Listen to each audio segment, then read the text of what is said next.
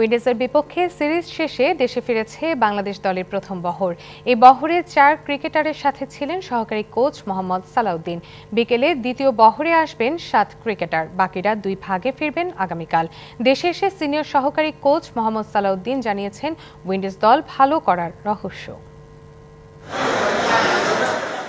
ক্রিকেটারদের মুখের হাসি বলে দেয় উইন্ডিজের সময়টা কেমন কাটিয়েছে বাংলাদেশ। চোখে মুখে প্রশান্তির ছাপ। স্বাভাবিকভাবে এমনটাই হওয়ার কথা। ক্যারিবীয়দের তাদের মাটিতেই টি-20তে হোয়াইট ওয়াশ করা নিশ্চয়ই চারটিখানি কথা নয়। প্রথম বহরে এলেন উইন্ডিজে দারুণ পারফর্ম করা 4 ক্রিকেটার। জাকের তাসকিনের সঙ্গী নাহিদ আর হাসান মাহমুদ। টাইগারদের যে ব্যাটিং নিয়ে এত আলোচনা, সেই ডিপার্টমেন্টে সমীহ জাগানো পারফরমেন্স ছিল বাংলাদেশের। বিশেষ করে স্লগ ওভারে যে ফিনিশারের অভাবে ভুগত বাংলাদেশ, সেখানেও দেখিয়েছে দারুণ দক্ষতা। সিনিয়র সহকারী কোচ মোহাম্মদ সালাউদ্দিন সবার চেয়ে দেরিতে বের হয়ে জানালেন সেই রহস্য। ছেলেরা সানবিট সব দিবে সামাল।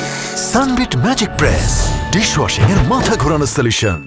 এখন একটু খেলাটা দায়িত্ব নিয়ে খেলাটার অভ্যাস করতেছে। স্পেশালি আমাদের হয়তো টিম মিটিংয়ে ছেলেরা এখন বেশি তারা নিজেরা ইনভলভ থাকতেছে, তো এই জিনিসটা খুব দরকার ছিল আমাদের।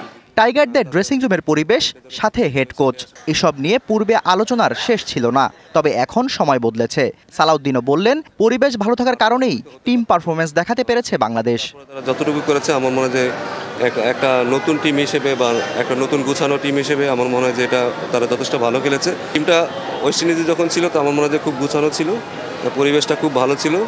আমার মনে হয় আস্তে আস্তে যদি তাদেরকে আমরা আরও ভালো পরিবেশ দিতে পারি এবং তাদেরকে সঠিক জায়গায় সঠিক প্র্যাকটিসটা করাতে পারি, তাহলে মনে হয় তারা আরও বেশি উন্নতি করবে।